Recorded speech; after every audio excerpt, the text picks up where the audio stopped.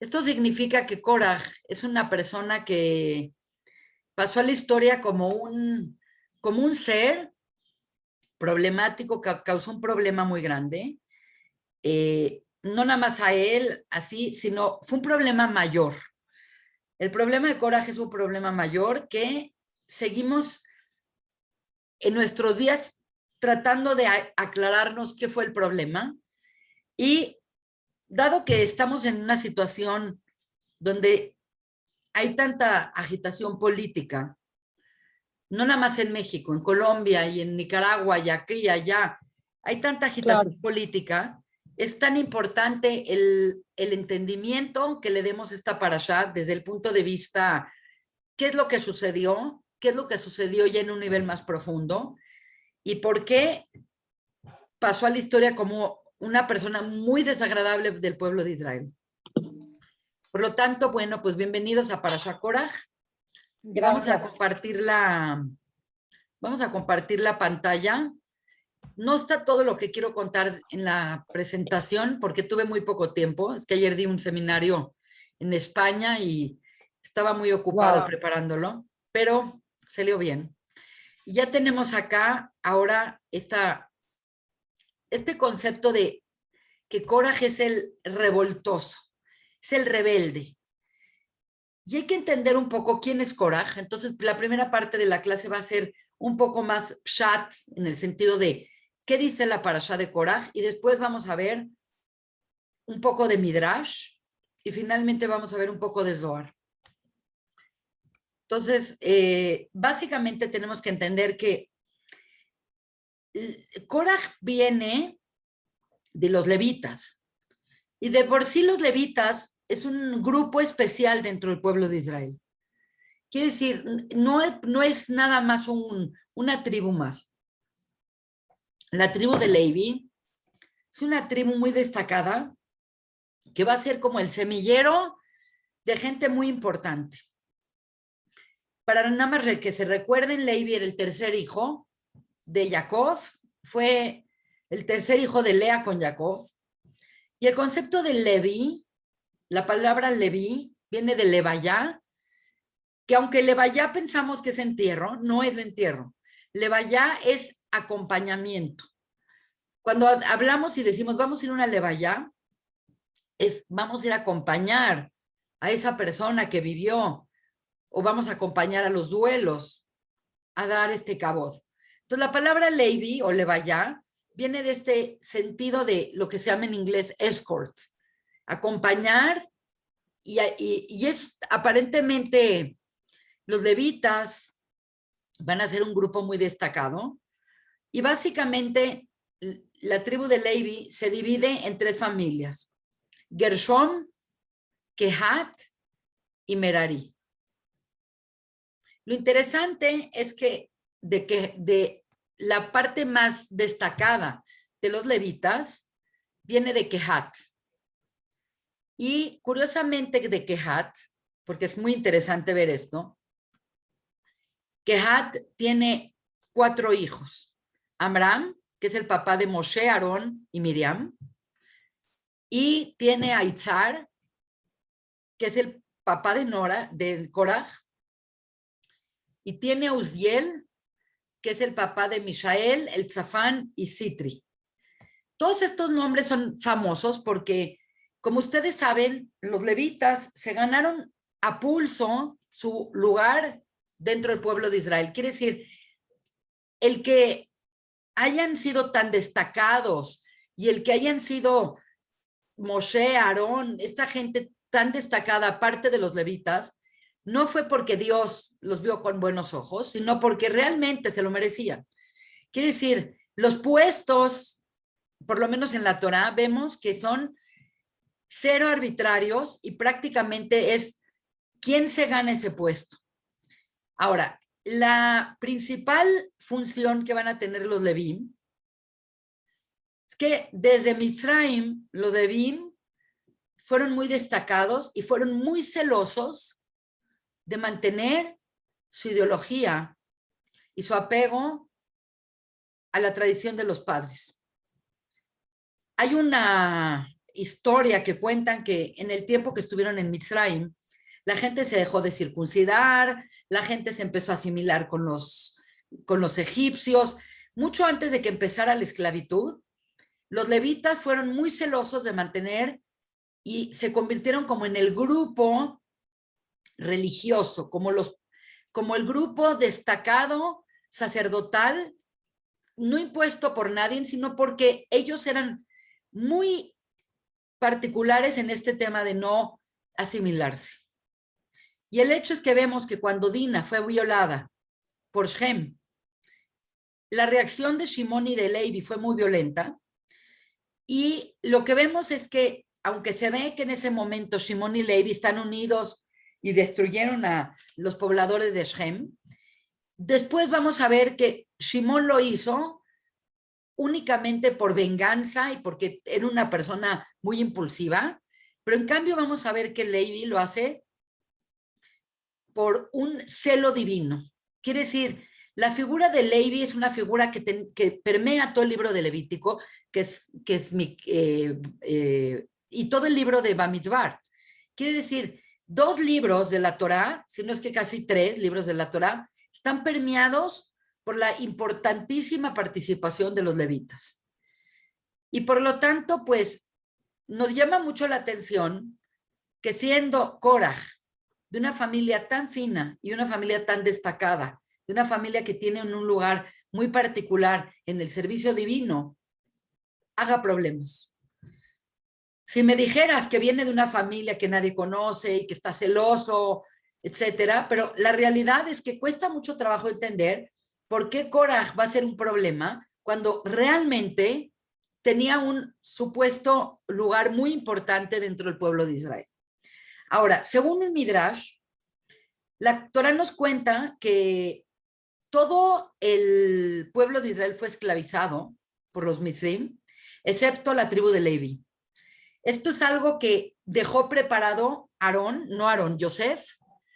Quiere decir, Yosef hizo ciertas reglas que a la larga iban a repercutir en forma positiva en el pueblo de Israel.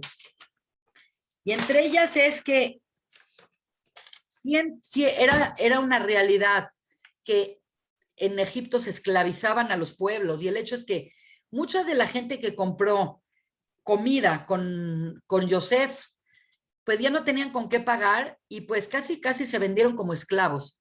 Quiere decir, la esclavitud no era nada más una cuestión de crueldad, sino era un estilo social de dominio, y una ley que hizo Yosef long time ago fue que siempre la clase religiosa o los representantes religiosos de un pueblo tenían que tener libertad.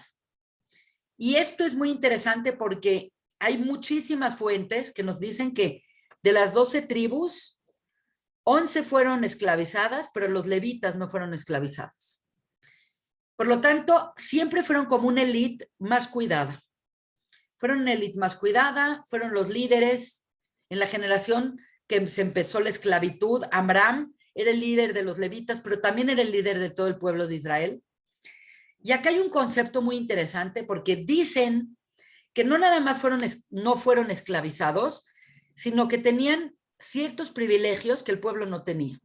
Vivían bien, aparentemente podían tener como trabajos, entonces siempre vemos que los levitas están separados del resto del pueblo de Israel hasta el día de hoy. Hasta el día de hoy está Israel, está Leví y está los Kohanim. Y esto es una cosa importante. Lo menciono porque hay un concepto muy, muy interesante en la Torá que dice, inclusive en Yiddish hay un dicho que dice, eres rico como Korah, reich que Koirech. Y tú dices, pero ¿de dónde era rico Korah? Entonces hay un tema de una riqueza que tenía Korah, y hay varias fuentes que hablan de dónde sacó Korah el dinero. Ahorita vamos a hablar cuál era el problema de Korah antes de abarcar estos puros antecedentes. Primero que todo, hay un concepto que los levitas, y esto les va a sonar un poco fantástico, pero es una cosa que está contemplada en el Zohar y en otras fuentes. Aparentemente los levitas, por la kedushá que tenían por sí, ellos tenían esta capacidad de levitar. Es muy raro que la palabra levitar, que es como elevarse, el concepto de levitar es un concepto que una persona se puede levantar. Entonces es un concepto también un poco filosófico de que son gente más elevada, pero que realmente el concepto de la levitación es que pueden elevar la materia. Y aparentemente, por tener este potencial de levantar la materia, fueron contratados por los constructores de las grandes ciudades en Egipto para elevar las piedras y llevarlas de un lugar a otro lugar. Como que tenían este don, esta magia, esta capacidad, aunque suena muy raro. Entonces hay muchos que dicen que Korah era un constructor acaudalado en Egipto y que tenía dinero ganado por sus trabajos. Esa es una posibilidad. Y otra posibilidad muy grande es que cuando se están yendo de Egipto, Korah encuentra el lugar en donde Yosef guardó el tesoro faraónico. Entonces él se sirvió con la cuchara amplia y la Torá nos dice que Korah era un hombre extremadamente rico. Entonces eso ya te habla de que no nada más es destacado y de una familia destacada, es una persona con una riqueza tremenda.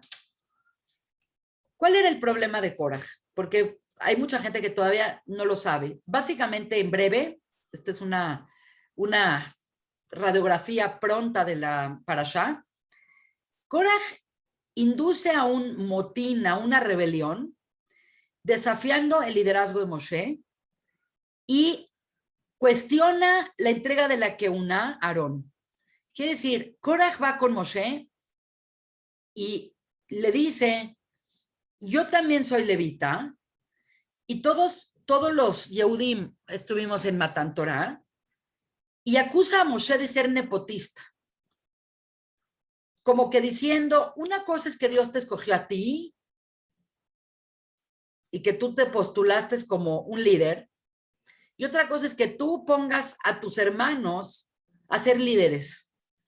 Como, bueno, Leavdil, porque es Leavdil completamente, como clásico, este cuate, ahora AMLO, que pone a su primo, el hermano Pío, y al este y al otro. Es muy común que la gente que tiene poder en la actualidad y siempre, pues es gente que tiene la posibilidad de poner y de dar estos títulos a la gente cercana. Siempre hay abuso de poder y hay este tema que se llama el nepotismo. Y está acusando Korah a Moshe de nepotista. Entonces, la primera queja de Korah es contra Moshe sobre por qué Aarón es el Cohen. ¿Por qué si yo soy levita y somos de la misma familia, por qué la Keuná se la diste a tu hermano? ¿Por qué no la sacas a concurso? ¿Por qué no la sacas a que sea democrática? Y obviamente, pues acá tenemos que entender que básicamente Moshe no quiere ser líder. Nos tenemos que recordar que Moshe tiene todo un diálogo de 7 días tratando de zafarse, de ir a hacer su trabajo. Y vemos que Moshe realmente siempre como que resintió que le hayan pedido esto y cuando vio que no tenía opción, pues dijo, bueno, no tengo opción, lo tengo que hacer, pero no vemos que Moshe era una persona que estaba ávida de ambición y de ser un líder, más bien es un líder que no le queda de otra y toma el liderazgo porque Dios se lo impone, no porque él quiere. Y por lo tanto, la queja de Korah es contra Moshe, como diciendo, ¿por qué Aarón? ¿Por qué no otro? Entonces, el problema es que Moshe le dice a Korah, le dice, mira, vamos a hablar como la gente y te voy a explicar cómo está la situación. Y lo increíble es que Korah se rehúsa a ir. Ahora, tenemos que tomar el antecedente de esta parashá, es la parashá de la semana pasada. La parashá de la semana pasada es que Dios hace un decreto sobre todo el pueblo que nadie mayor de 20 años que salió de Egipto va a llegar a la tierra de Israel. Por lo tanto, no es que esto surge de la nada. Esto surge con una gente frustrada y enojada.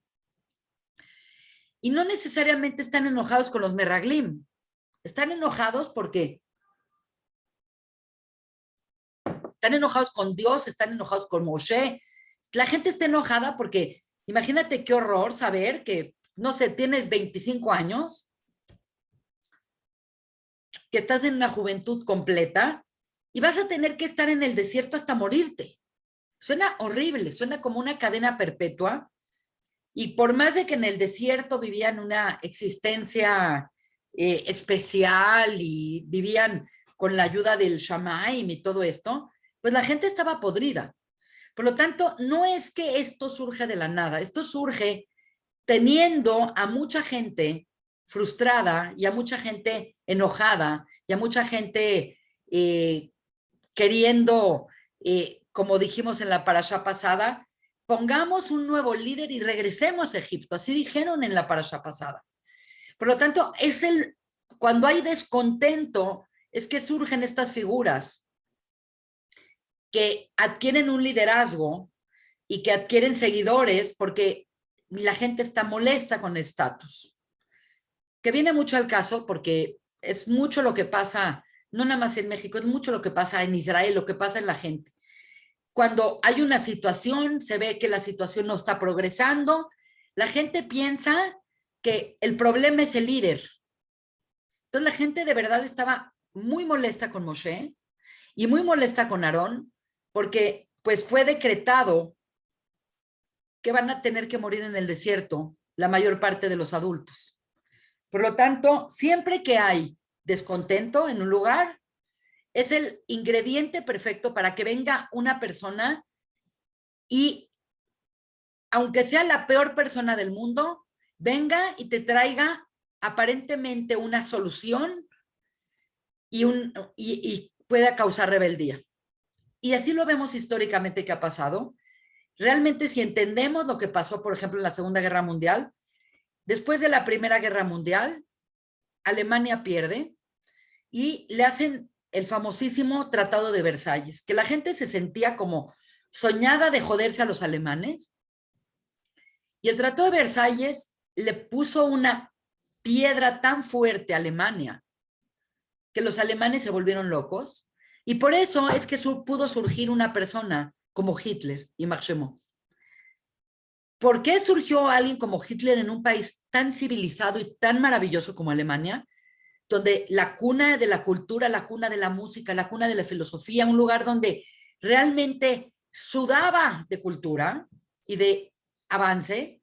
¿Por qué pudo subir un tipejo que no la hizo como pintor, que estuvo en la cárcel? ¿Por qué pudo subir una persona sin ningún tipo de cultura? No era una persona culta, no era una persona educada, no era una persona nada, no era ario. ¿Cómo pudo subir este desgraciado? Y este desgraciado pudo subir porque fue tanto el peso del Tratado de Versalles que había mucho descontento. Y cuando hay mucho descontento y aparece hay un tipo que te ofrece soluciones, pues tú vas y apoyas a ese tipo. Y obviamente no se diga lo que está pasando en la ciudad, en México, lo que ha pasado en México. Como un tipo que no sabe hablar, como un tipo con este tipo de educación puede tener tanto poder sobre la gente. Pero obviamente el problema no es que la gente sean malas. El problema siempre es que cuando hay descontento y viene alguien a ofrecerte algo bueno, tú te vas con él. Por lo tanto, muy ad hoc para entender la situación y el clima político de cualquier lugar. El problema es que no quiere hablar con Moshe Korach y él se queda haciendo pura política, pura demagogia, pura demagogia. Y obviamente se suman al motín muchos enemigos. Hay estas personas llamadas Datán y Abiram, son antiguos enemigos de Moshe, nada más para que sepan quién es Datán y Abiram. Cuando Moshe era el príncipe de Egipto y fue a ver cómo trataban al pueblo de Israel y vio la injusticia del hombre egipcio que se mete con esta Shlomit Badibri y le embaraza y por otro lado le está pegando al esposo de Shlomit. Sabemos que Moshe mató al egipcio. Cuando Moshe mató al egipcio, Moshe se asustó terriblemente porque dijo, si me ven los egipcios, me van a ver como un traidor. Y por otro lado, los judíos, pues, se van a sacar de onda. ¿Qué hace un egipcio matando a estos? Como que la primera reacción de Moshe es tapar con arena al egipcio. Lo enterró en la arena. Y Moshe pensó que la libró, que nadie lo vio, que no hay problema. Y de repente van Datán y Abiram y van a hablar con Moshe y le dicen que te sientes el muy tzadik. Mataste a uno, pero mañana viene otro. Tú no eres nadie. Esos son Datán y Abiram. Datán y Abiram son dos personajes que siempre que aparecen están siempre unidos a lo que se llama la mahloket. Mahloket es discusiones. Son de esas personas que siempre que hay una discusión, ahí están ellas. Les gusta el problema. Entonces, obviamente, Korach, vamos a analizar quién es Korach, pero Korach capitaliza en una situación donde hay tanto descontento por parte del pueblo y pues obviamente pues se agarra Korach a los resentidos y obviamente Datán y Abiram son los resentidos desde Mitzrayim y están amargados porque no nada más estaban amargados antes, ahora están amargados que no van a entrar a la tierra de Israel y se agarran, lo que sabemos es que agarraron a 250 líderes del pueblo de Israel, gente importante, principalmente de la tribu de Reubén. Entonces, ahí jala Korach a gente y les calienta la cabeza y les dicen, oye, ¿no ves con sospecha que no nada más Moshe tiene el poder, sino que también Aarón tiene todo el poder? ¿No les parece que ya tienen demasiado ellos? Ahora, vamos a analizar de Datán y Abiram, ya entendemos cuál es el problema, ya tiene toda una historia Datán y Abiram de problemáticos y de problemáticos con Moshe y de problemáticos en el desierto. Ellos siempre están ahí cuando hay quejas, cuando hay mitines, siempre son sinónimo de gente problemática. De verdad que hay gente que cuando ya sabes, estás en un comité o algo, y llega esa persona y dices, ya se jodió la cosa porque siempre es problemático. Así eran Datán y Abiram. Ahora, ¿por qué se unieron esta gente y quién era particularmente esta gente? Entonces cuentan de una persona que se llamaba On, así se llamaba On, como prendido, On Ben Pelet, el hijo de Pelet, de la tribu de Rubén. Y muchos de los que se unieron eran de Rubén. Ahora, ¿por qué creen que tuvo éxito Korah jalar a los de Rubén?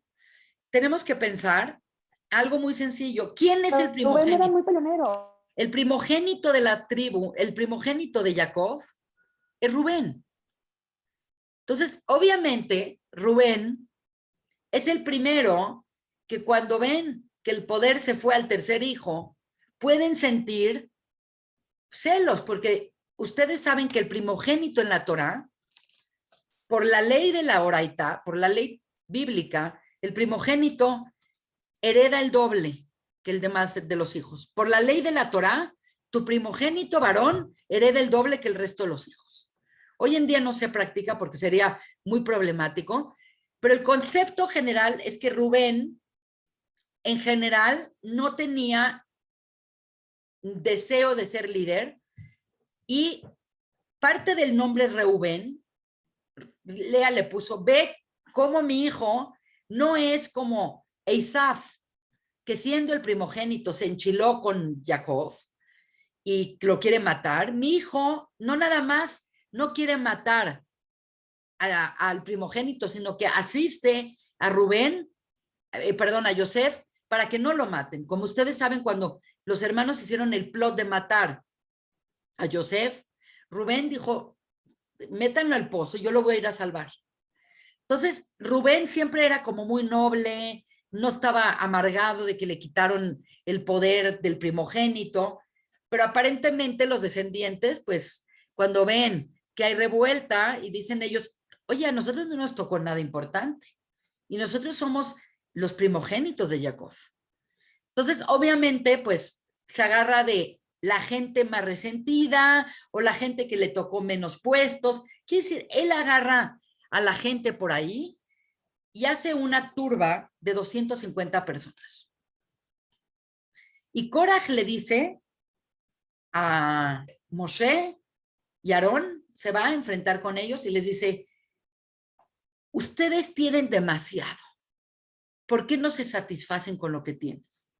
Entonces, es muy interesante la queja, porque de repente como que Moshe dice, yo no quería ser líder, tengo que ser líder. Y Dios me dijo que el líder tiene que ser Aarón. Aarón fue escogido por sus cualidades.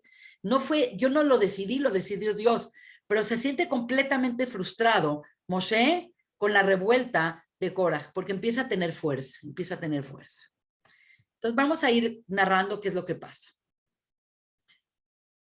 Es interesante cómo fue esta disputa y esta rebelión. Una de las palabras claves para entender esta disputa es porque dice, de Korach lakaj. Korach tomó.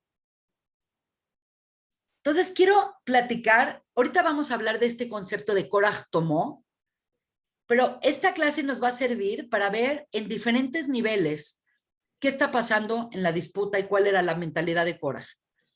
Porque tú podrías decir, bueno, Korach está siendo una persona demócrata porque él tomó una postura que dice acá abajo de una manera muy interesante, dice, ¿acaso no somos todos Kedoshim? Acuérdense que en parashiot anteriores dice Dios, ustedes serán para mí un Goy Kadosh Mamlechet Kohanim. Quiere decir, Dios le dice al pueblo de Israel que la Kedushá y la Keuná es para todo el pueblo. Hay una democratización de la capacidad de ser Kadosh y la capacidad de ser Cohen. Aunque Aarón es escogido como el Cohen, Dios nos indica que hay un estándar que podemos nosotros seguir como personas, que es el tema de ser un Goy, Kadosh, y un Mamlechet, Kohanim. Es cierto que Dios dijo esto. Entonces, Korach tiene razón. Todos somos sagrados, todos oímos a Dios hablar, todos experimentamos la Geulá, todos experimentamos la revelación. Entonces somos un Goy Kadosh, somos una nación sagrada. Entonces, ¿por qué tú te haces el más sagrado? ¿Qué acaso tú eres más sagrado? Quiere decir, hay que entender un poco la mente de Korach. Y por otro lado, Dios dice, ustedes tienen que ser sagrados y tienen que tirarle a ser un Mamlechet Kohanim, una nación sagrada. Goy es nación y Mamlechet es un reino de Kohanim. A lo que podríamos llegar a la conclusión de que la Kedushá y la Keuná es pareja. Entonces, viéndolo desde esta perspectiva, pues a lo mejor lo único que está pidiendo es Korach. Es decir, bueno, está bien, ahora ya le toca a otro. Vamos a rotar el poder. ¿Por qué el poder siempre va a estar en manos de Moshe y de Aarón? Ustedes como líderes, a lo mejor fueron muy buenos, pero ahorita la gente ya está en descontento. Ahora la gente quisiera un cambio. Un poco como en Israel. Ya todo el mundo decimos, bueno, Netanyahu llevó las cosas bien. En la vida, en su momento, Netanyahu fue impresionante, fue duro, no se dio y aprendió y llevó bien a la nación y protegió bien a la nación. Pero por otro lado, la gente le dice, pues ya es hora de retirarte, ya es bueno que venga otra mente acá y allá y allá. Quiere decir, esto es algo que pasa mucho. Inclusive en los mejores gobiernos, llega un momento que haz de cuenta Angela Merkel, llegó un momento que dijo, ya, ya quiero dedicarme a otras cosas, quiero hacer galletas, ya no quiero ser la presidenta de Alemania, ya quiero tener una vida más tranquila. Se vale. Pero aquí la cuestión es muy delicada y por lo delicado que es, tenemos que entender un poco cuál era el problema. Entonces, ¿tenemos empatía con Korah? Sí tenemos empatía con Korah porque él dice, todos somos sagrados, todos tenemos esta cuestión. Entonces, muy interesante lo que dice el Midrash. Esta es una clase que habla mucho de Midrash. Y cuenta el Midrash que la provocación de Korah fue una provocación muy única. Y vean qué interesante está cómo vino el Midrash a ilustrar este problema. Dice, Korah tomó una prenda azul, una túnica completamente azul, de color tjelet. Si ustedes saben, el tjelet es un color con el que se pinta supuestamente una de las esquinas, de cada una de las esquinas del tzitzit. Y él pregunta la siguiente cosa. Dice, si yo agarro esta prenda y me la pongo, ¿le tengo que poner tzitzit? Vean qué interesante es la pregunta. La pregunta es la siguiente. En la parashá de la semana pasada, esta clase nos va a servir para entender un poco más de analizar los midrashim. Porque los midrashim no están ahí para ser tomados de manera textual, sino que tienen grandes enseñanzas. Un segundo. Grandes enseñanzas y también el Zohar va muy al pi midrash. Entonces no crean que el midrash es nada más como una historieta para que el niño entienda mejor. Hay unas yesodot muy potentes en el midrash. La semana pasada dijimos que la tercera estrofa de Shema Israel dice, tomen para ustedes tzitzit, uriite moto, y los van a ver, bezahartem, y se van a recordar de todas las mitzvot.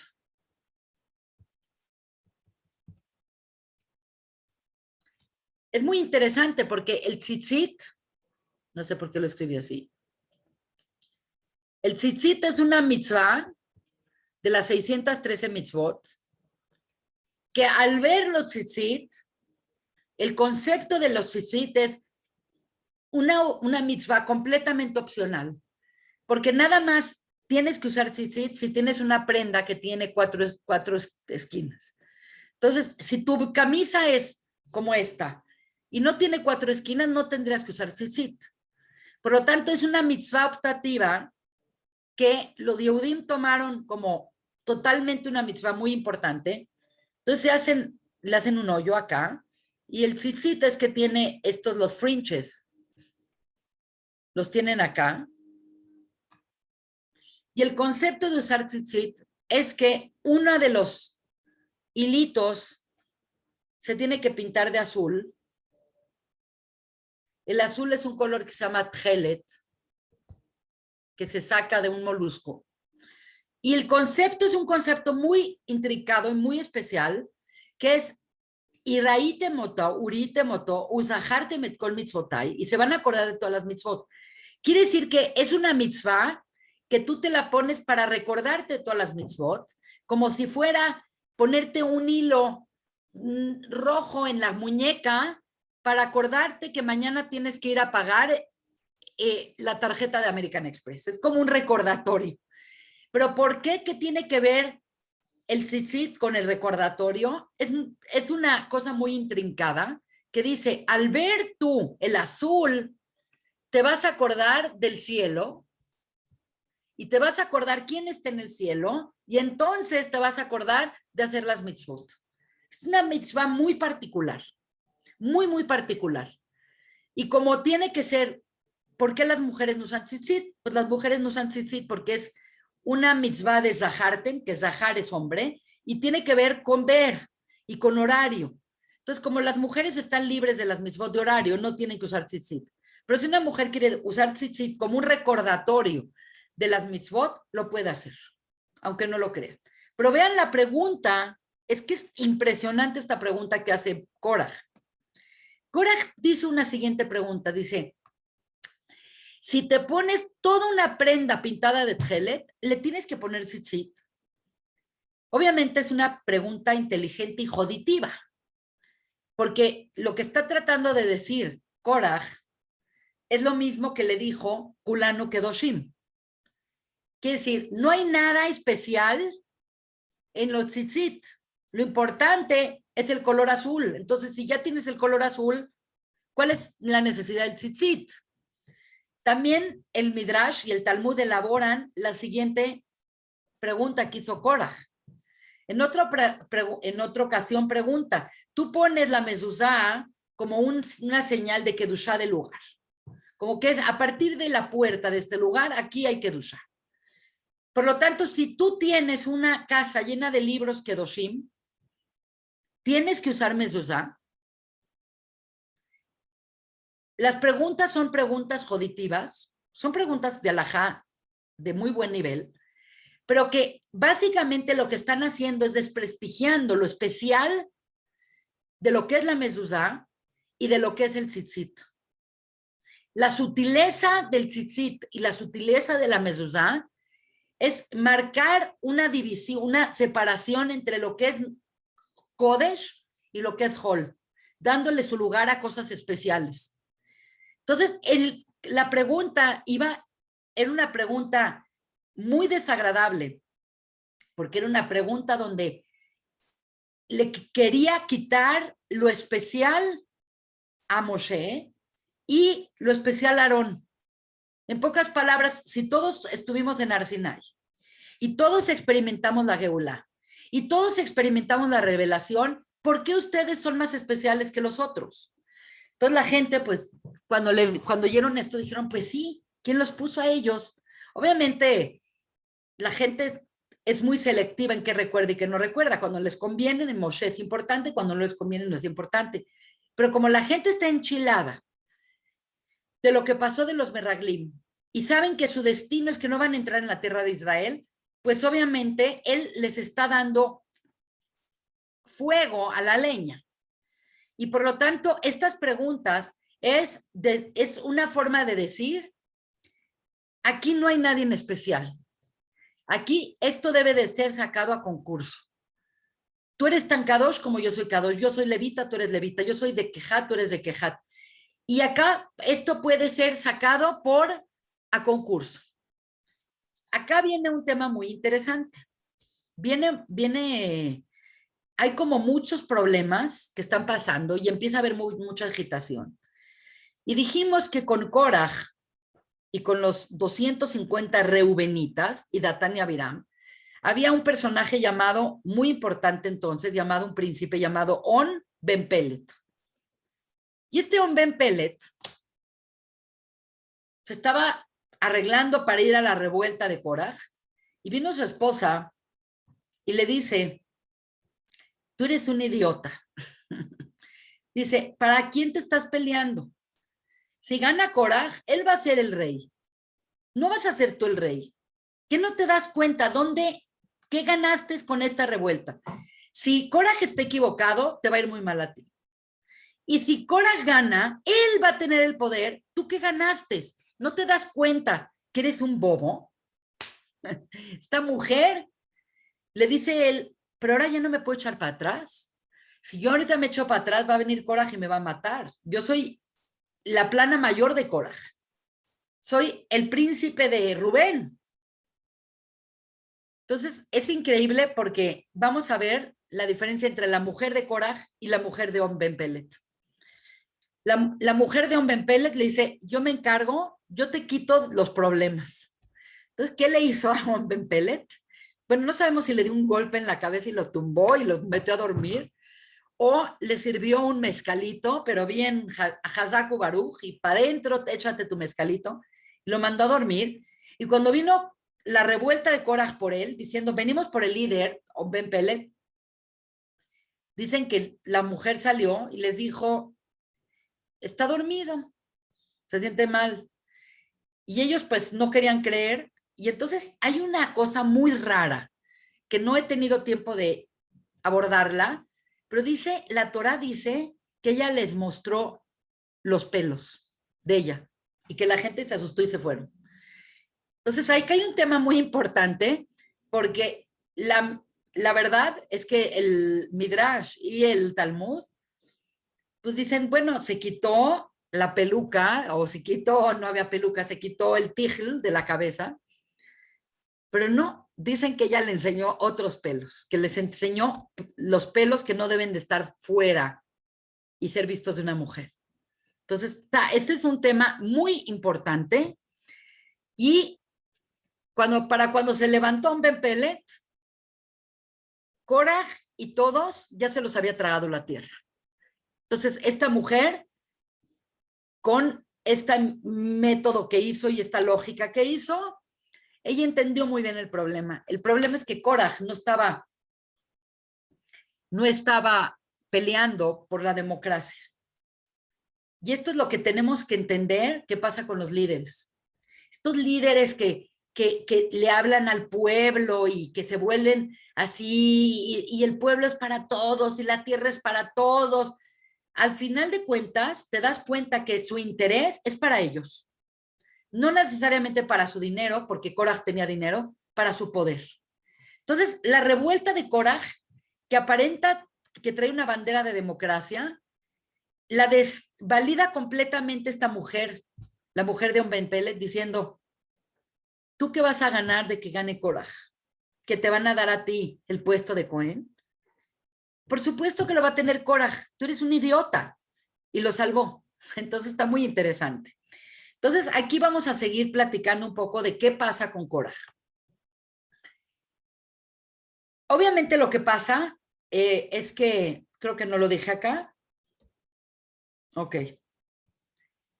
Acá no lo mencioné, pero Moshe trató de hablar con Korah. Korah se rehúsa a hablar con Moshe.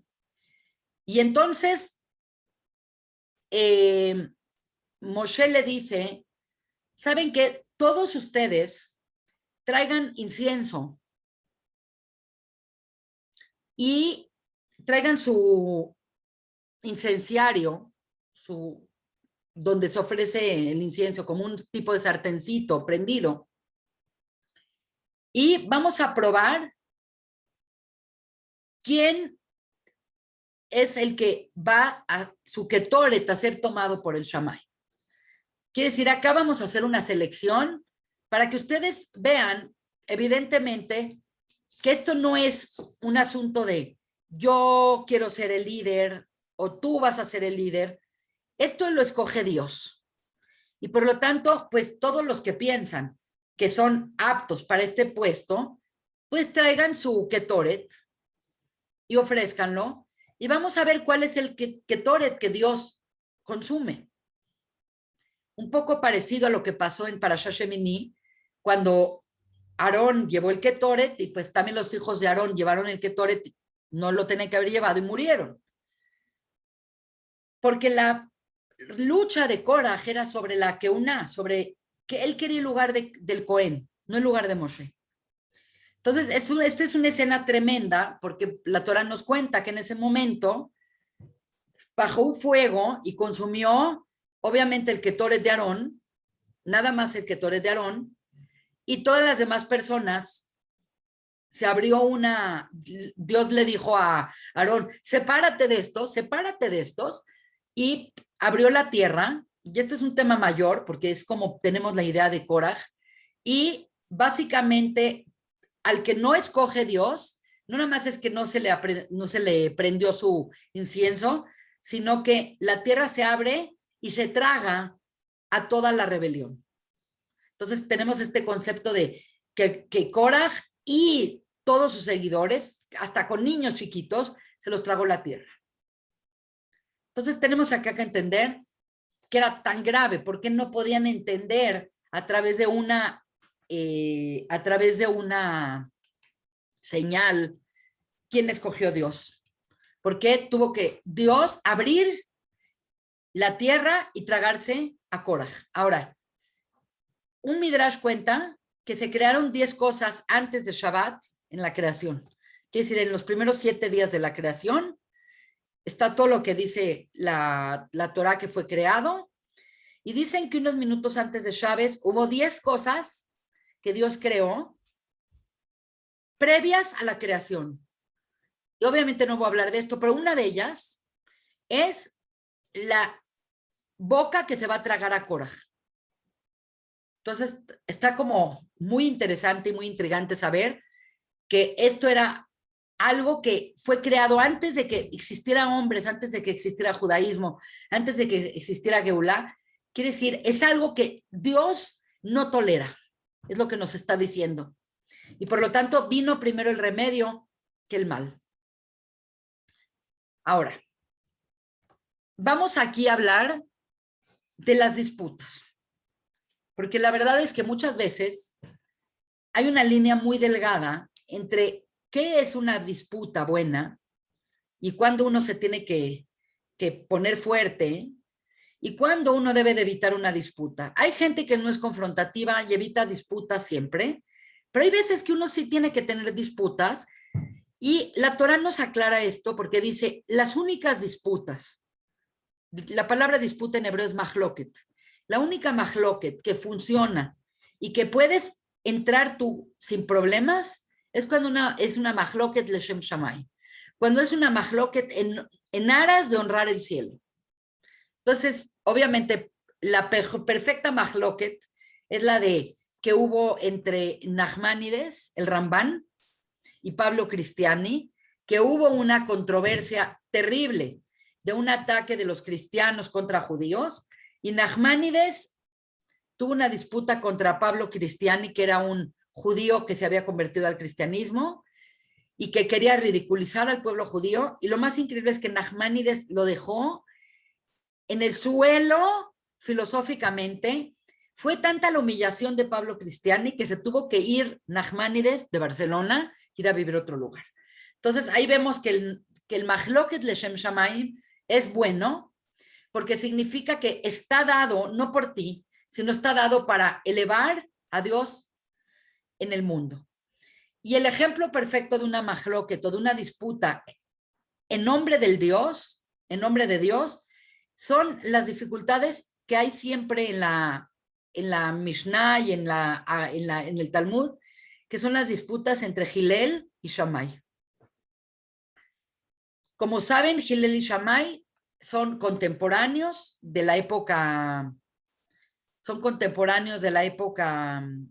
tanaíta, son de los primeros Tanaim, de la Zugot, y sabemos que Hillel es siempre más accesible y es como más del lado de Gesed. Y curiosamente Hillel era Cohen. Es interesante decirlo acá. Y por otro lado, Shammai era mucho más estricto.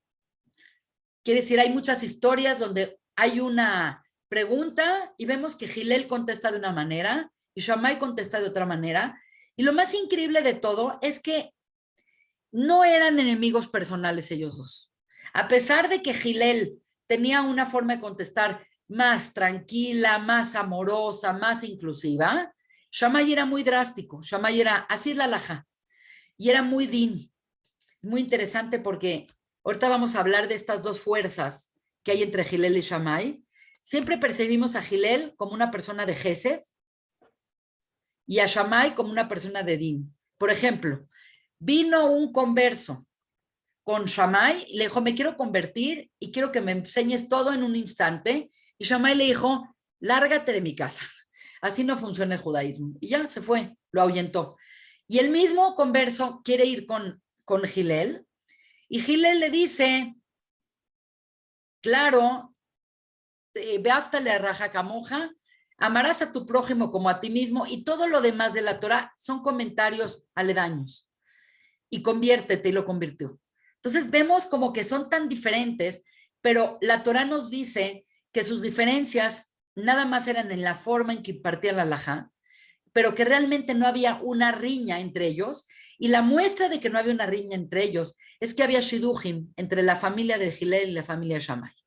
Quiere decir, nunca alguien de Shammai se dejó de casar con Hillel y nunca nadie de la familia de Hillel se dejó de casar con Shammai, porque al contrario, cuando iban con Hillel y le decían, ¿cómo es la halajá?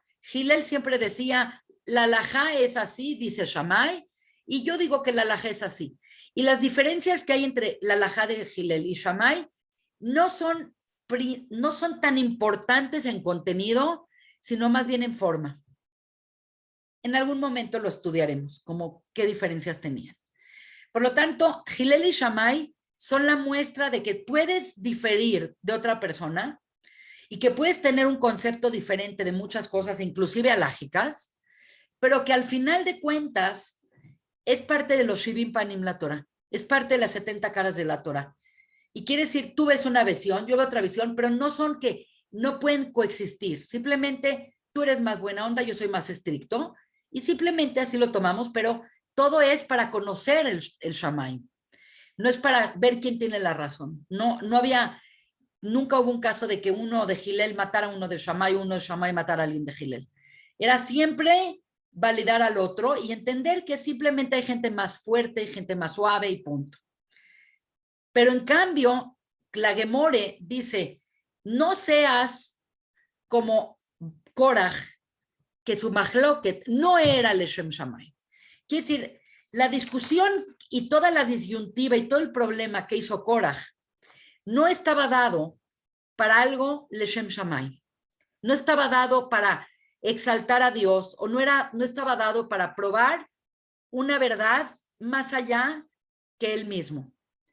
Nos damos cuenta que Korach utilizó el descontento del pueblo y utilizó el resentimiento de algunas personas y capitalizar en ese descontento para agarrar para él el poder. Por eso dice Bekorach Lakaj, porque esa palabra Bekorach Lakaj para él, Atzmo, era utilizar todo el descontento y toda la situación y todo eso y decir, ahora voy a capitalizar para yo tomar el poder. Y por lo tanto, la mahloket que él hizo es exactamente lo que dice la Gemore, que es una mahloket no leshem shammai. Entonces, ¿cómo podemos saber si una mahloket es buena o no es buena? Y si entrarle a una disputa o no entrarle a una disputa. Si la disputa tú tienes mucho que ganar, es mala, porque quiere decir que entonces estás comprado subjetivamente por la causa. Pero si la mahloket es para exaltar a un líder o exaltar al cielo y tú no tienes ganancia, esa sí le puedes entrar. Entonces, evidentemente lo que vemos es que Korach quería agarrar para él. No quería tomar para que hubiera de verdad una democracia en la que sino dijo, voy a agarrar a toda esta gente, pero el que va a ser, como dijo la esposa de Don Ben Pellet, ¿tú qué ganas? ¿Tú qué ganas de apoyar a este desgraciado? Si gana él, el poder lo va a tener él, tú no vas a ganar nada. Entonces ahí te das cuenta que la postura de Korach era una postura completamente basada en puro egoísmo y falta de humildad, y sus intenciones eran malas. Y acá vamos a ver lo que dice el Zohar de Korach. Dice así, Korach Lakaj, y el Zohar dice, ¿qué agarró? Ya vimos que agarró la ropa azul, ya vimos que agarró esto para él, pero acá vamos a analizar un aspecto muy interesante de cómo una mujer te puede salvar de los problemas y cómo una mujer te puede meter en problemas. Y dice el Zohar, Korach tomó el consejo de su mujer. Oh my God. Entonces se ve que ahí el problema de Korach es su mujer. Hay un tema en Korach de un defecto a nivel de Malhut. Desgraciadamente en Malhut, que es el mundo en que vivimos, es en donde el mal se ve más claro, porque es donde más fuerza cobra el mal. ¿Cuál fue el consejo de su mujer y por qué su mujer le dio un mal consejo? Hay un tema muy interesante y muy complejo que venimos hablando desde Parashat Naso, cuando hablamos de de la mujer sotá. No sé si se recuerdan que hablamos del tema del pelo. Entonces, el tema del pelo es muy importante porque la palabra Koraj significa el pelón. El pelón, pelo rico, el pelón. Koraj significa pelón. Keraj significa hielo, pero Koraj es el pelón. Entonces, vamos a entender el rol que tiene la mujer con lo que pasó y por qué tomó consejo de ella y por qué se envenenó de las palabras de ella. No sé si lo mencioné en otra clase, pero cuando fue la inauguración del Mishkan, hemos dicho en varias parshiot que cada una parte de los levitas tienen diferentes funciones. Y básicamente dijimos que vale la pena traer esta diapositiva, porque dijimos en una parashá o dos parshiot anteriores que Gershom y Merari, que hasta ahorita no tenían nada que hacer ahí, se les dio la posibilidad de cargar ciertas cosas del Bet HaMikdash, del Mishkan. Y entonces hay que entender que todos los levitas servían en el Mishkan y particularmente el que más fuerza tenía en el servicio interno del Mishkan era la familia de Kehat.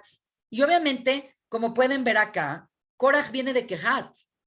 Entonces, no es que él no tenía nada que hacer. Entonces, hay que entender un poco qué es lo que hacían los levitas.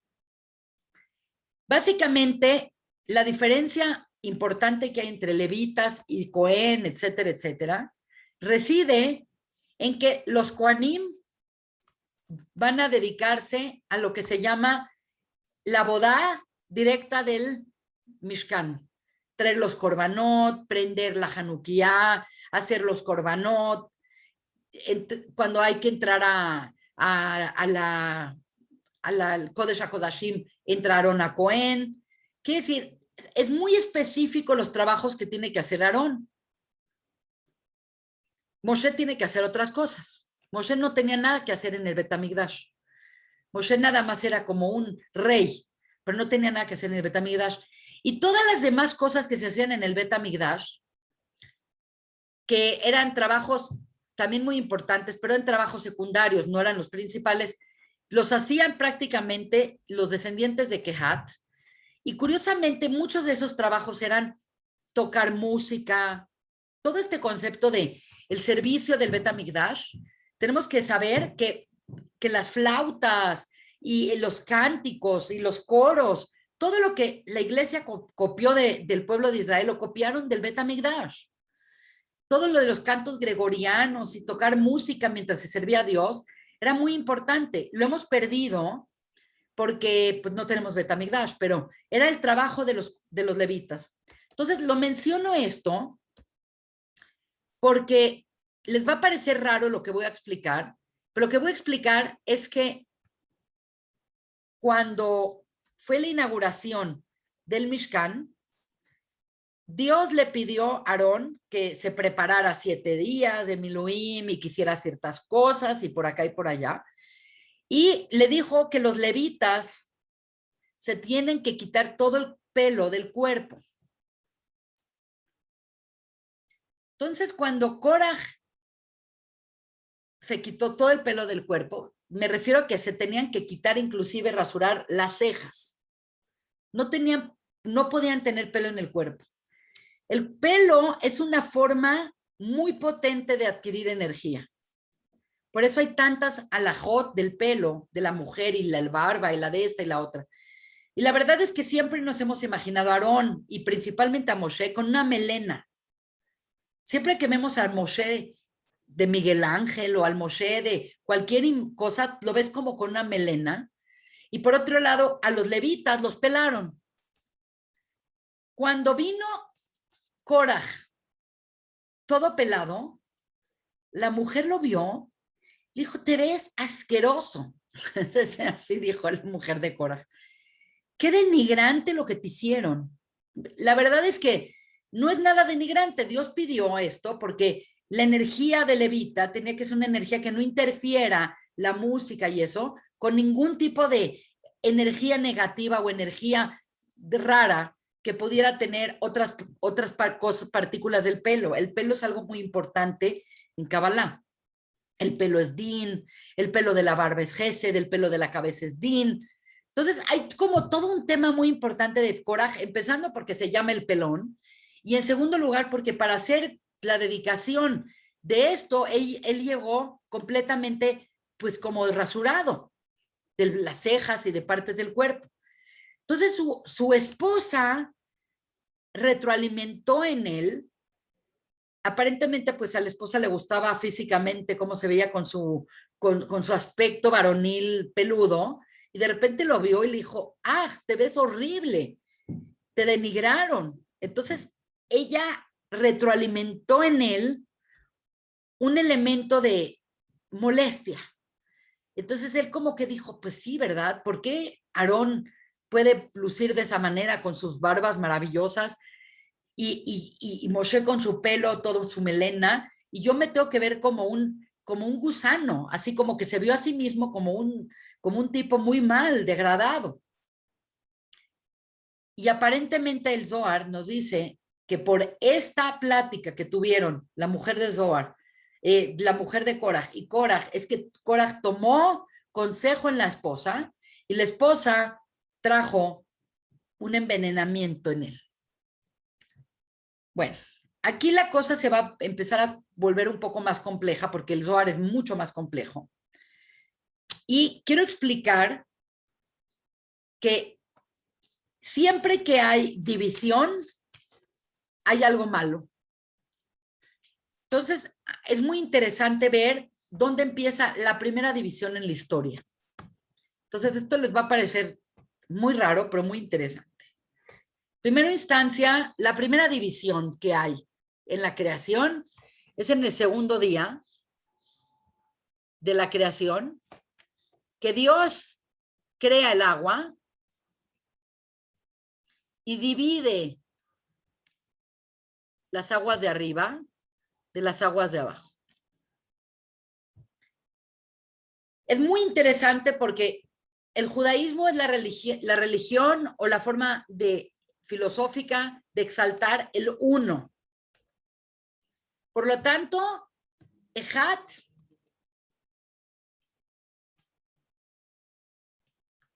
que es el día que se hace la luz,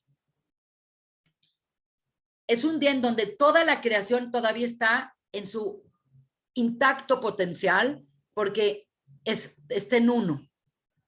Es un tema muy interesante filosóficamente, que realmente la creación comienza cuando hay dos, porque hemos dicho en muchas ocasiones que siempre que el uno se integra con otra cosa, sigue siendo uno. Es decir, cuando está Dios en su perfecta unidad y de repente aparezco yo, pues yo me fundo con su unidad y sigue habiendo uno. Entonces, realmente la creación comienza cuando ya hay más de uno, cuando ahí hay dos, ya puede haber otro. El concepto del otro se forma el segundo día de la creación. Es una forma de entenderlo. Y básicamente es dos, porque el segundo día, el agua se divide de las aguas le mala y las aguas le mata.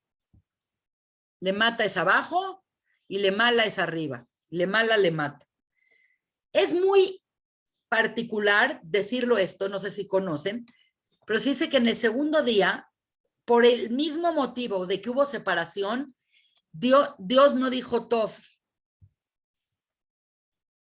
Quiere decir, el segundo día es el único día de la creación que no dice Tov. En cambio, el tercer día dice dos veces Tov. Por eso nosotros, los martes, lo consideramos un día apto para operarte o apto para cualquier cosa, porque hay dos veces Tov. Porque viene el Tov del segundo día y el Tov del tercer día, se acumula el Tov. Entonces, el segundo día es no Tov. Y algo que no tiene Tov, tiene una deficiencia. Entonces, en mística se sabe que en el segundo día Es un día que hubo una división entre lo que es arriba, que viene siendo lo espiritual, y abajo, que es el material. La realidad es que esta tensión entre el mundo espiritual y el mundo material está siempre en nuestra vida. Me voy a comer y a pasarla bien o me pongo a estudiar. Me pongo a rezar o mejor chateo en el de esto. Quiere decir, este problema que hay entre estar abajo y estar arriba es una tensión fuertísima, particularmente en el ser humano, que es un ser espiritual y es un ser material. Por lo tanto, este segundo día de la creación dice, es muy importante, pero el Midrash dice que es el día en donde hay separación de lo espiritual y de lo material, y esta división crea por sí sola el concepto de Geinom. El Geinom, si ustedes ven midrashicamente y en el Zohar, ¿dónde se crea el Geinom o cuándo se crea el Geinom? El Geinom se crea el segundo día. Entonces, acá viene un tema complejo e interesante. Dentro de la casa de Levi, dentro de los levitas, hay dos ramas. Hay la rama de Aarón, que son los sacerdotes, son los Kohanim. Hasta el día de hoy está esta rama. Y hay la otra rama, que son Leví. Y desde el punto de vista energético, Aarón es Oev Shalom, Rodev Shalom, es como Hillel, y se considera que Aarón, dentro de esta perspectiva, es Gesed, así como Hillel juzgaba y daba el pshat y el psakdin con Gesed, con suavidad, con benevolencia, con entendimiento del otro, con empatía del otro. Esto es muy interesante. Y dice el Zohar que los levitas eran dentro de la ecuación, ellos eran din. Por lo tanto, hay que entender que en el árbol de la vida y en la vida de una persona son dos fuerzas que se complementan. Por un lado está Gesed y por otro lado está Din. Acuérdense que el árbol de la vida siempre está la columna derecha y la columna izquierda. Gesed respectivamente y Din respectivamente. Y básicamente el que medía el Gesed y Din y que hace que esta tensión se contemple y se disuelva y se haga un triángulo más sostenido, es Tiferet. Bueno, según el Zohar, esta división se dio por no respetar la energía de Aarón. Ahora, Korah, que está aquí, quiere estar acá y quiere desacreditar a Tiferet, que en este caso es Moshe. Entonces, básicamente, todo nuestro entendimiento es que acá tenemos a Abraham, acá tenemos a Isaac, y acá tenemos a Jacob, con estas fuerzas de Gesed, Din y Tiferet. Son las bases de toda la creación. Todas las cosas que hay en el mundo tienen que tener este balance energético entre las fuerzas positivas, las fuerzas negativas y las fuerzas neutrales. Inclusive a nivel atómico, inclusive a nivel todo. Para que haya armonía, tiene que haber estas fuerzas y la fuerza que armoniza es esta. Por lo tanto, lo que dice el Zohar, y me parece muy importante para entender finalmente el problema que hubo con Korah, es que realmente no era nada más una rebelión política del momento, sino era un rompimiento con la energía que sostiene nuestra realidad. Quiere decir, cuando este Korah quiere romper esta energía, cuando quiere hacer esta brecha tan grande entre para quién es el din, para quién es esto, y quitar la fuerza y pensar que Moshe pudiera tener. Si Moshe tiene nepotismo, la acusación hacia Moshe de haber puesto a Aarón por nepotista es tan delicada porque lo que está diciendo es que Moshe no es objetivo. Y si Moshe no es objetivo, es no nada más tomó y le dio el mejor papel a su hermano, vete a saber qué otras cosas afectó Moshe con sus propios intereses. Quiere decir, la acusación no es nada más una acusación de tienes ya mucho, ¿no? Era una acusación, aunque él quería tomar el lugar de Aarón y cambiar la energía, Moshe le dice, ven y habla conmigo para que entiendas lo que estás diciendo. Y él dice, no, yo no quiero hablar contigo. Y él es cuando Moshe le dice, bueno, entonces trae esta ofrenda y vamos a ver que Dios escoja. Porque lo que tú estás diciendo es, tú, Moshe, eres subjetivo. Tú, Moshe, pusiste a tu hermano Aarón y tú pusiste a Miriam y tú pusiste a tus sobrinos y tú repartiste el poder según tus propios intereses.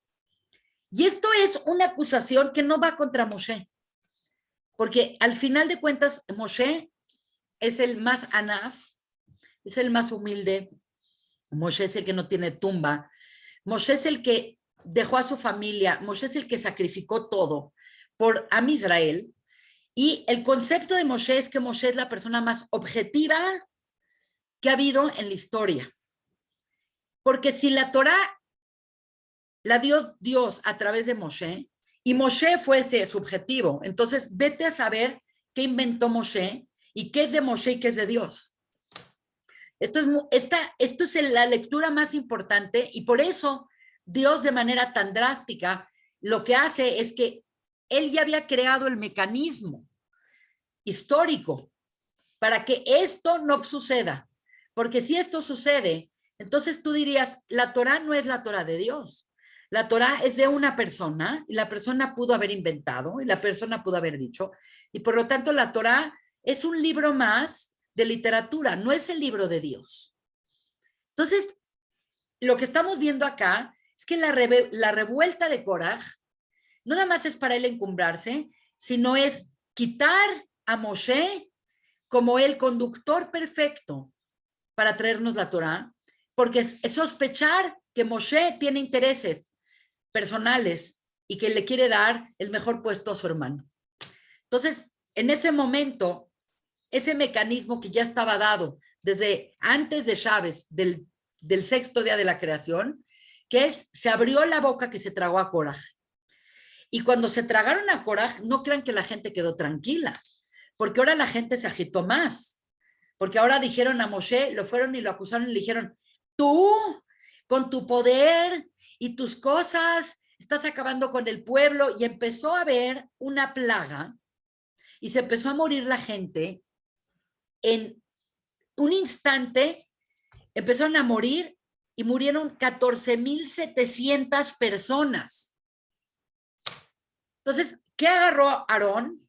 Aarón es, hasta ahorita hemos visto que Aarón es Oef Shalom, Rodef Shalom, y es como el doctor espiritual. Él se da cuenta que el pueblo está desatado espiritualmente, entonces va con su incienso y para la epidemia y se dejan de morir. Pero pónganse a pensar que están viendo ustedes que la tierra se traga a Koraj, se tragó a niños, se tragó toda la gente que estaba ahí parada. Del otro lado de que no estaba Moshe y Aarón, se los tragó la tierra.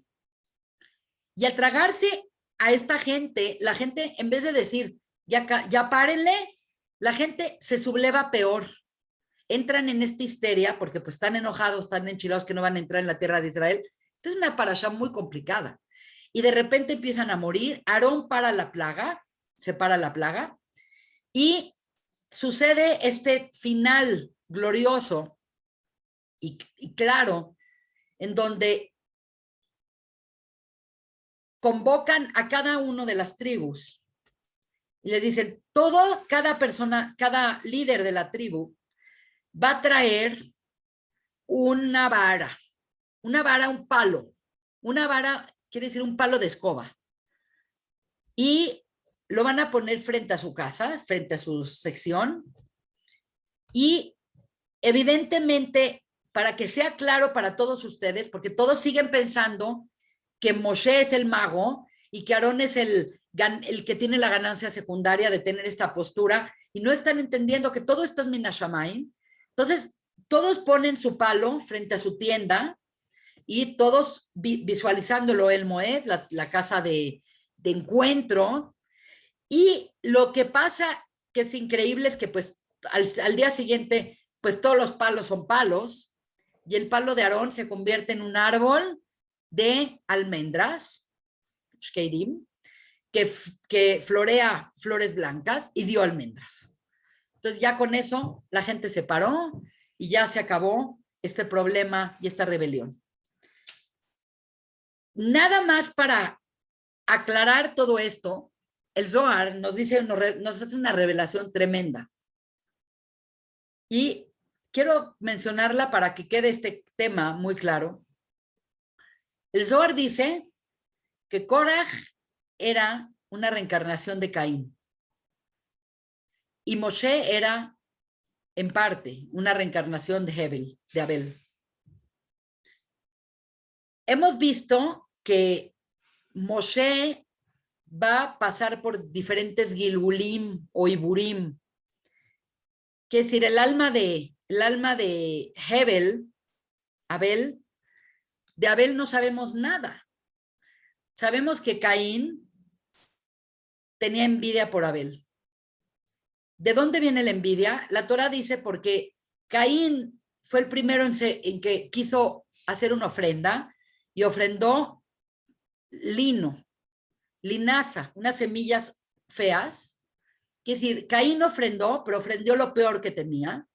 Y Abel dijo, ay, qué buena idea, y ofrendó lo mejor que él tenía, que era un borrego precioso. Es muy interesante porque tiene que ver con la lana y el lino esta discusión. Y sabemos que Caín ya de por sí estaba enchilado y celoso porque en un principio la humanidad se hizo de endogamia. Y Caín nació con una gemela con la que se casó y tuvieron hijos.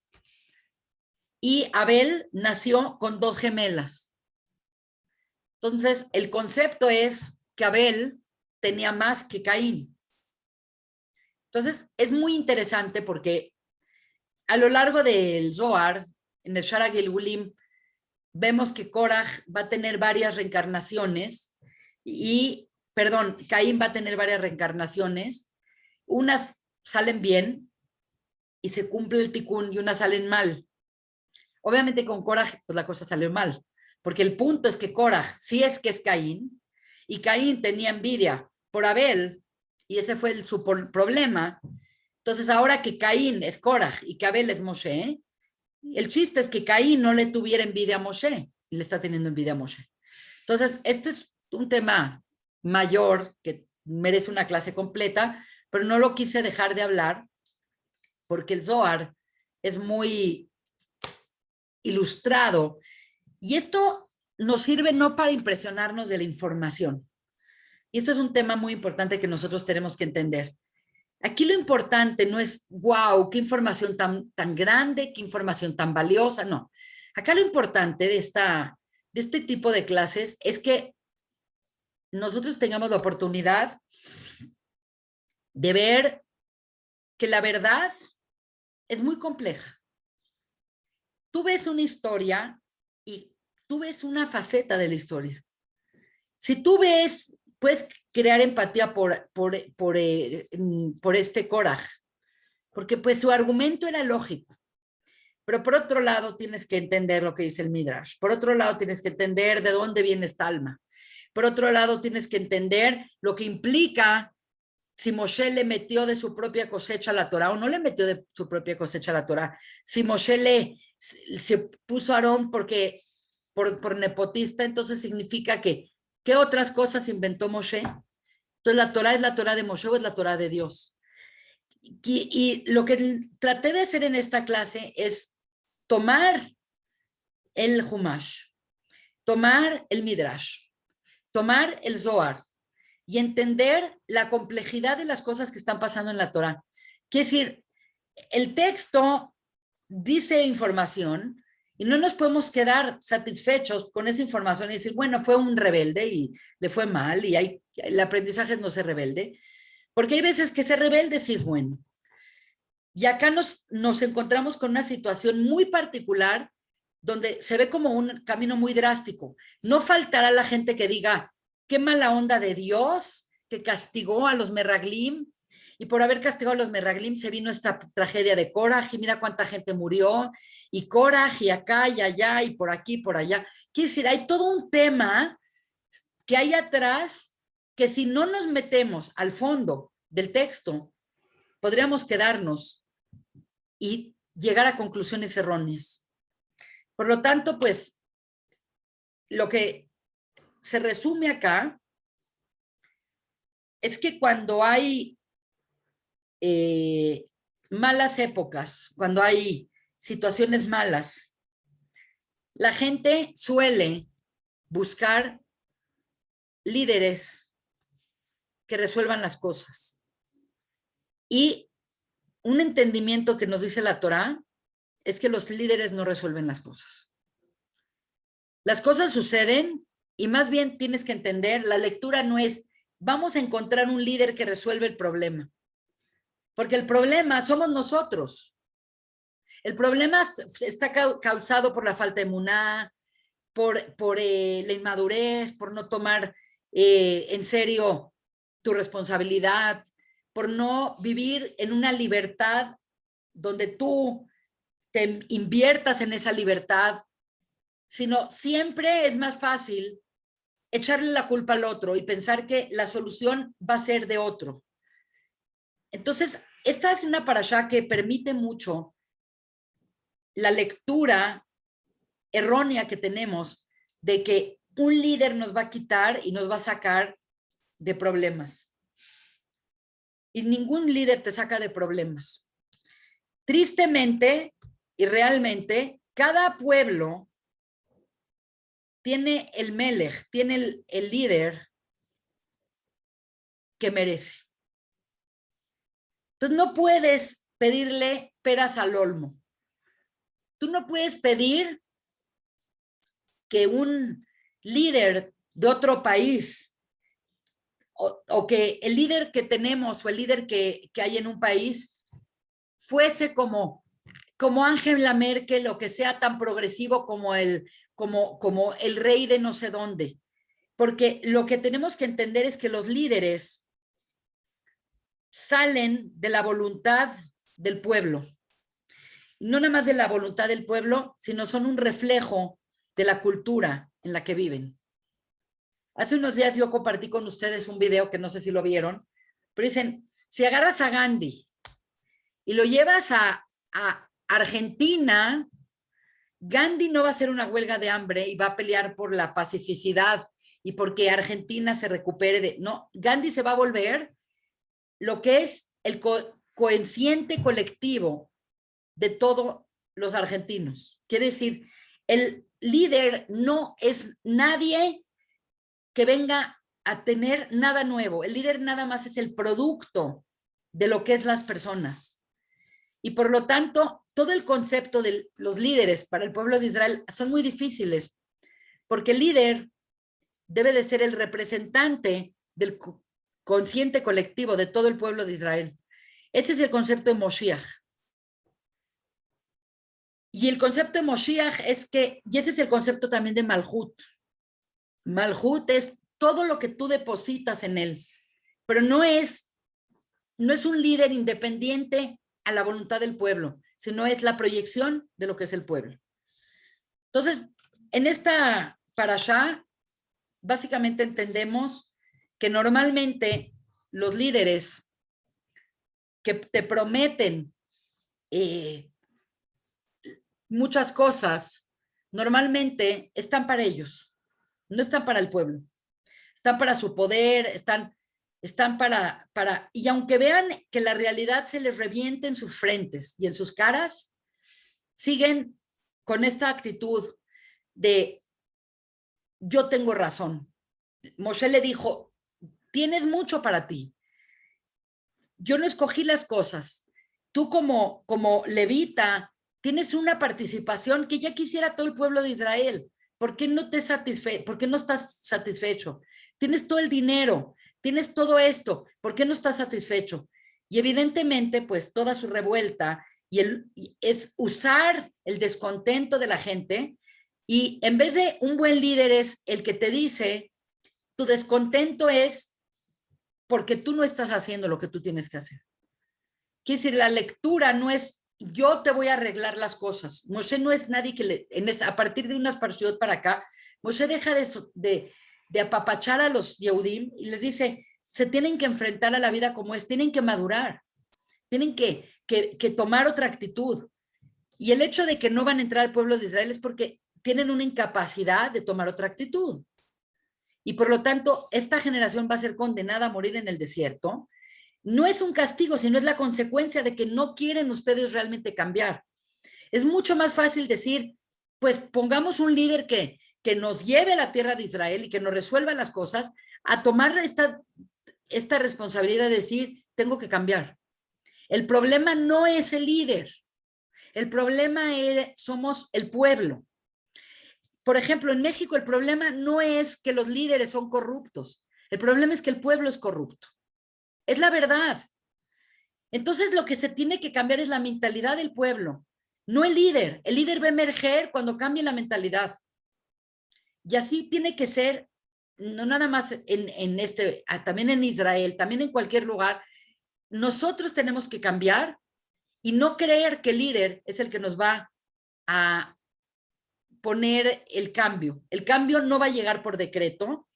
La corrupción no se acaba por decreto. La inseguridad no se termina por decreto. Todo esto se termina cuando uno toma responsabilidad y cuando uno se da cuenta que él mismo es parte del problema. Por lo tanto, esto sirve para muchas cosas. No nada más sirve para entender esta parashá, sino es para entender que si uno quiere tomar una posición activa en el cambio, no es por quién votas, sino es tú haces el cambio. Entonces puedes decir, bueno, puede ser que todos sean corruptos, pero yo no soy corrupto. Yo no voy a entrar en el rollo de la corrupción. Puede ser que todo el mundo es ratero, pues yo no voy a ser ratero. Puede ser que todo el mundo es pelado, pues yo no voy a ser pelado. En el momento que tú cambias y que otras personas cambian, entonces el líder que va a emerger va a ser otro líder. Eso es lo que quise explicar con esta parashá de Koraj, muy relevante para estos climas politizados en los que estamos viviendo.